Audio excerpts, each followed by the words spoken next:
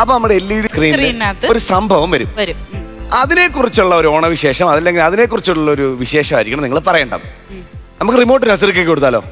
അത് വേണോ? ആ, എന്റെ ഏകദേശം എല്ലാ സംഭവങ്ങളും ഇവിടെ പിഴിഞ്ഞതാ. ഇനിയിപ്പം ഞെക്ക് നസീർക്ക ഒന്നും കൊടുക്കാം. മനസ്സിലായോ? കറക്റ്റ് ആൾക്ക് തന്നെ കിട്ടി. ഞാൻ ചോദിച്ചും പോയി അവത്തക്കാരനായി പോലെ.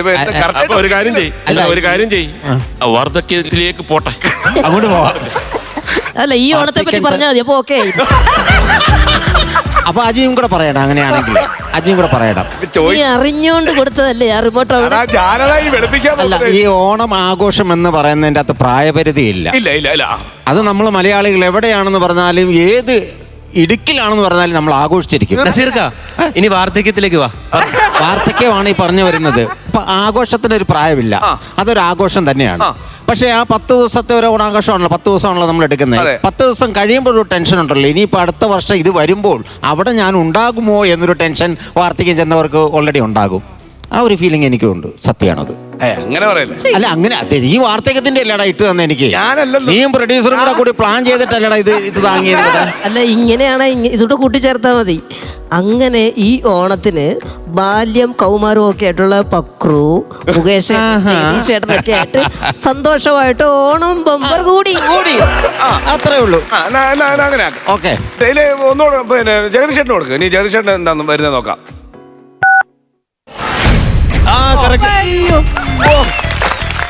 ഇതിന് അഭിപ്രായമൊന്നുമില്ലേ? അഭിപ്രായം ഇല്ല. പാട്ട് ആപ്റ്റായിട്ടുള്ള ഒരാൾക്ക് തന്നെ കിട്ടി. ഈ യൗവനം എന്ന് പറയുമ്പോൾ തീർച്ചയായിട്ടും എൻ്റെ യൗവനകാലത്ത് ഏറ്റവും കൂടുതൽ ഓണക്കാലത്ത് എനിക്കുള്ളത് ആവേശമാണ്. സിനിമ കാണാനുള്ള ആവേശം.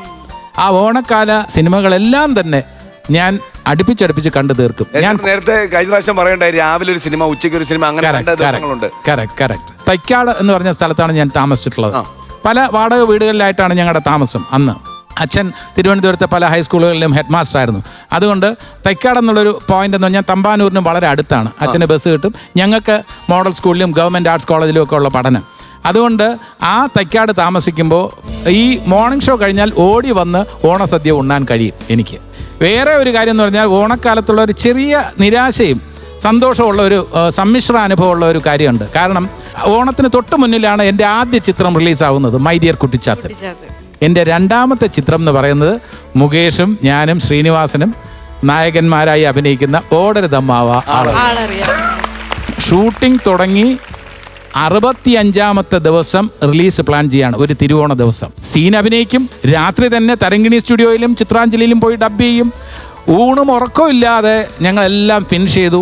എന്നെ സംബന്ധിച്ചിടത്തോളം ഞാൻ അന്ന് രമ വിഴിഞ്ഞം ഹോസ്പിറ്റലിൽ അസിസ്റ്റൻറ്റ് സർജനായിട്ട് വർക്ക് ചെയ്യണം. അപ്പോൾ സ്കൂട്ടറിൽ ഡ്രോപ്പ് ചെയ്തിട്ട് തിരിച്ചു വരുമ്പോൾ ആ ചുവരിൽ ഓടരുതമ്മാവ ആളറിയാമെൻ്റെ പോസ്റ്റർ, എൻ്റെ മുകേഷിനെ ശ്രീനിവാസനെ ഞാനവിടെ സ്കൂട്ടർ നിർത്തിയിട്ട് നോക്കി.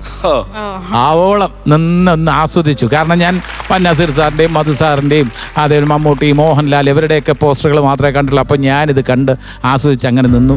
തിരുവോണത്തിൻ്റെ അന്ന് റിലീസാണ്. അന്ന് ഞാനും രമയും, അന്ന് എൻ്റെ മൂത്ത കുട്ടി ഉള്ളൂ. അപ്പോൾ ഞങ്ങൾ കാണാനായിട്ട് തിരുവോണത്തിൻ്റെ അന്ന് എല്ലാം പ്ലാൻ ചെയ്തു. പക്ഷേ ഫസ്റ്റ് കോപ്പി ആകാൻ ഡിലേ വന്നു.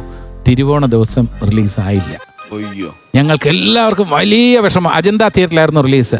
പക്ഷേ നിരാശ മാറി. 3-ാം ഓണത്തിൻ്റെ അന്ന് തന്നെ റിലീസായി. 3-ാം ഓണത്തിൻ്റെ അന്ന് മോർണിംഗ് ഷോയ്ക്ക് തന്നെ ഞാനും രമ്യയും കൂടെ ഞങ്ങൾ അജന്ത തിയേറ്ററിൽ പോയി. അത് റെസ്പോൺസ് കണ്ട് വളരെയധികം സന്തോഷവും അഭിമാനവും തോന്നി. അതാണ് എന്നെ സംബന്ധിച്ചിടത്തോളം ജീവിതത്തിലെ ഏറ്റവും വലിയ സന്തോഷകരമായിട്ടുള്ള ഓണവുമായി ബന്ധപ്പെട്ട ഒരു മുഹൂർത്തം. ഇതേ ഈ റിമോട്ട് പ്രസ് ചെയ്തപ്പം, ജഗദീഷേട്ടൻ പ്രസ് ചെയ്തപ്പോൾ ഈ യൗവനം വന്നല്ലോ. ആ സമയത്ത് ജഗദീഷേട്ടൻ്റെ മുഖത്തൊരു ചിരി ഉണ്ടായിരുന്നു. അതൊരു ബാല്യകാലത്തിന്റെ ചിരിയായിരുന്നു. ഭയങ്കര രസമായിട്ടൊരു ചിരി, ഭയങ്കര കുട്ടികളുടെ ഒരു ചിരി. അപ്പൊ ഞാൻ വിചാരിച്ചു രഹസ്യങ്ങളുടെ ഏതോ കലവറ തുറക്കാൻ പോവുകയാണ്. തുറക്കാം, മണിക്കൂട്ടിന് വേണ്ടി തുറക്കാം. അന്ന് ഞാൻ താമസിച്ചിരുന്നത് എൻ്റെ മൂത്ത സഹോദരിയുടെ വീട്ടിൽ, നീറമൺകര എന്ന് പറഞ്ഞ സ്ഥലത്ത്. നീറമൺകര എന്ന് പറയുമ്പോൾ മണിക്കൂട്ടിനറിയാം എന്താണ് അവിടുത്തെ പ്രാധാന്യം. എന്താണ്? NSS women's college. അറിയാം. അത് അറിയാതിരിക്കാൻ വഴിയില്ലല്ലോ. ഞാൻ വെള്ളയമ്പലം വിമൻസ് കോളേജ് വരെ പോയിട്ടുള്ളൂ. അപ്പൊ നീറമൺകര NSS വിമൻസ് കോളേജിന്റെ പ്രിൻസിപ്പൽ ആയിരുന്നു എൻ്റെ ചേച്ചി. അപ്പോൾ ആ സമയത്ത് അവിടെ നീറമൺകര പൗരസമിതി റിക്രിയേഷൻ ക്ലബിന്റെ വോളിബോൾ ടീം രൂപീകരിച്ചു. അപ്പോൾ ഞാൻ അതുവഴിയാണ് ഈ NSS വിമൻസ് കോളേജിലെ വിദ്യാർത്ഥിനികളെല്ലാം പോകുന്നത്. അപ്പോൾ ജേഴ്സിയൊക്കെ റെഡിയാക്കി ഞാൻ വോളിബോൾ ടീമിൽ ഞാൻ കളിച്ചു. പക്ഷേ നിർഭാഗ്യവശാൽ തോറ്റുപോയി, എന്നെ ടീമിൽ നിന്നും ഒഴിവാക്കി. അതെന്തായിരുന്നു? കളിക്കാൻ കൊള്ളൂല. അപ്പോൾ അവർ പറഞ്ഞു പറ്റില്ല, അത് ശരിയാവില്ല, ഞാൻ ഒട്ടും പോരാന്ന് പറഞ്ഞു. എൻ്റെ കോച്ച് എന്ന് പറയുന്നത് അശോകൻ സാറായിരുന്നു. സാർ പറഞ്ഞു ഇത്, ഞാൻ പറഞ്ഞു സാർ എന്തെങ്കിലും ഞാൻ ഒന്ന് ട്രൈ ചെയ്യാൻ പോലും ഉള്ള പെർഫോമൻസ് ഇല്ല. പക്ഷെ ഞാൻ നിരാശപ്പെട്ടില്ല. ഞാൻ അവിടെ ടൂർണമെന്റിന്റെ അനൗൺസർ സ്ഥാനം ഏറ്റെടുത്തു. അതിനാണല്ലോ മറ്റേ വിദ്യാർത്ഥിനികളൊക്കെ പോവല്ലേ. പക്ഷേ ആ സന്തോഷവും പെട്ടെന്നൊരു ദിവസം അസ്തമിച്ചു. കാരണം അന്ന് അവിടെ VSSCയുടെ ജിമ്മി ജോർജ് ഒക്കെ അവിടെ വന്ന് കളിച്ചിരുന്നു. ജിമ്മി ജോർജിന്റെ ഒരു സ്മാഷ് ഒരാൾ ബ്ലോക്ക് ചെയ്ത്, KSEBയുടെ ഒരാൾ ബ്ലോക്ക് ചെയ്ത് അനൗൺസ് ചെയ്തുകൊണ്ടിരുന്ന എൻ്റെ മൈക്കിൻ്റെയും എൻ്റെയും തലയുടെ നേരെ വന്ന് അടിച്ച് ഞാൻ ഉരുണ്ട് താഴെ വീണു. അതോടെ ആ ടൂർണമെന്റിലെ എൻ്റെ അനൗൺസ്മെന്റ് അവസാനിച്ചു. 2 കാര്യങ്ങൾ എനിക്ക് പറയാനുണ്ട്. എനിക്കും പറയാനുണ്ട്. ഇത് പറയുകയാണെങ്കിൽ കൗണ്ടർ എനിക്ക് പറയാം. വോളിബോളിന് മാറ്റിയെന്ന് പറഞ്ഞല്ലോ, അശോക് സാറിനെ കുറ്റം പറയാൻ പറ്റത്തില്ല. കാരണം ഇവൻ വന്നതൊരു ഷട്ടിൽ ബാറ്റുമായിട്ടാണ്. കളി തുടങ്ങാം. അതാണ് ആദ്യത്തെ മാറ്റം. അയാളെ കുറ്റം പറഞ്ഞാൽ പറ്റും. രണ്ടാമത് ജിമ്മി ജോർജിനെയും കുറ്റം പറയാൻ പറ്റത്തില്ല. അയാള് മനഃപൂർവ്വം അടിച്ചു. പുള്ളിക്ക് കളിക്കാൻ സമ്മതിക്കണ്ടേ? ബോൾ എടുക്കുമ്പോ അങ്ങനെ നല്ല കുഴക്കം പറഞ്ഞു 4 പാട്ടും പിന്നെയും നിർത്തും. മാച്ചില്